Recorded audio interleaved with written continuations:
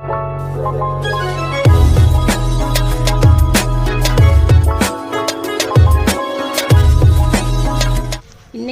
ரொம்ப டேஸ்டான ஹெல்தியான high protein weight loss diet lunch செஞ்சு காமிக்கிறேன்ப்பா. வெயிட் லாஸ் பண்ண ரொம்ப யூஸ்ஃபுல்லா இருக்கும்பா, உடம்புக்கும் ரொம்ப நல்லது. வாங்க எப்படி செய்யலாம்னு பார்ப்போம். நம்ம மில்லட் அரிசியில புலாவ் செய்ய போறோம். இது மைசூர் பருப்பு. இது எல்லா கடையிலுமே பலசரக்கல்ல எல்லா கடையிலுமே கிடைக்கும். நான் இதுல 2 ஸ்பூன் போட்டுக்கிறேன். பாசி பருப்புப்பா ஒரு 3 ஸ்பூன் போட்டுக்குவோம். ஒரு 10 நிமிஷத்துக்கு நல்லா ஊற வச்சுக்குவோம். நல்லா கழுவிட்டு ஊற வச்சுக்குவோம். இது விறகு அரிசிப்பா, சிறுதானியத்தில் 1. இப்போ 1 கப்பு அரிசி எடுத்துக்கிடுவோம். இது பவுலில் போட்டுக்கிடுவோம். அரிசிக்கு தண்ணி ஊற்றிக்கிடுவோம். இப்போப்பா நான் ஒரு 5 பூண்டு எடுத்திருக்கேன், வெள்ளை பூண்டு. இதில் சாப்பரில் போட்டுக்கிடுவோம். சாப்பர் இல்லைன்னா நல்லா பொடிசாக நறுக்கிக்கோங்க. 1 இன்ச்சு உங்களுக்கு நான் இஞ்சி எடுத்திருக்கேன். இதையும் நம்ம இதில் நறுக்கி போட்டுக்கிடுவோம். இப்போ நம்ம சாப்பரில் இழுத்தாச்சுப்பா பூண்டையும் இஞ்சியையும் நல்லா பொடிசாக்கிடுச்சு. கேஸ் ஆன் பண்ணியிருக்கேன், குக்கர் வச்சுருக்கேன். குக்கர் கொஞ்சம் சூடாகிடுச்சு. இப்போ நம்ம ஒரு ஸ்பூனு எண்ணெய் விட்டுக்குருவோம். 1 டீஸ்பூன் சீரகம் போட்டுக்கிடுவோம்.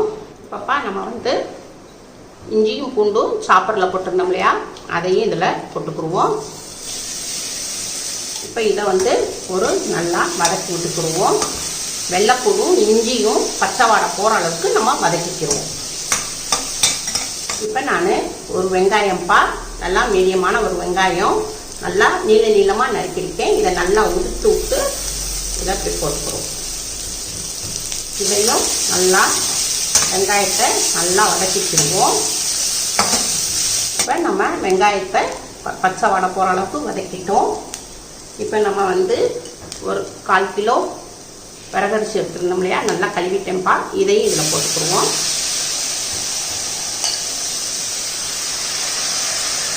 இப்போ நம்ம மைசூர் பருப்பும் பாசிப்பருப்பும் நம்ம ஒரு 10 நிமிஷத்துக்கு ஊற வச்சுருந்தோம். அதையும் இதில் போட்டுக்கிடுவோம். இதில் நல்லா ப்ரோட்டீன் இருக்குப்பா.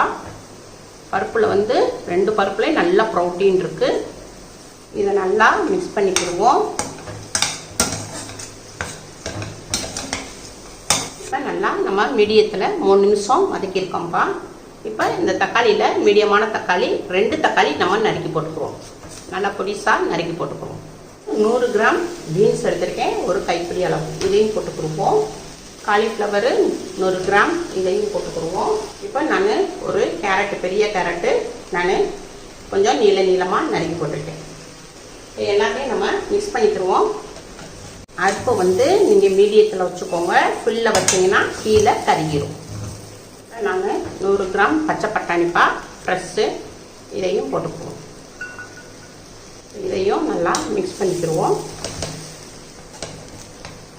ஒரு 2 ஸ்பூனு காரத்துக்கு மிளகாப்பொடி போட்டுக்குவோம். 1/4 ஸ்பூன் மஞ்சப்பொடி போட்டுக்குவோம். 1 டீஸ்பூன் கரம் மசாலா போட்டுக்குவோம். தேவையான அளவுக்கு உப்பு போட்டுக்குவோம். இது பிங்க் சால்ட்டுப்பா, வெயிட் லாஸ்க்கு ரொம்ப ஹெல்ப் பண்ணும். இப்போ இதை எல்லாத்தையும் மிக்ஸ் பண்ணிக்கிறோம்ப்பா.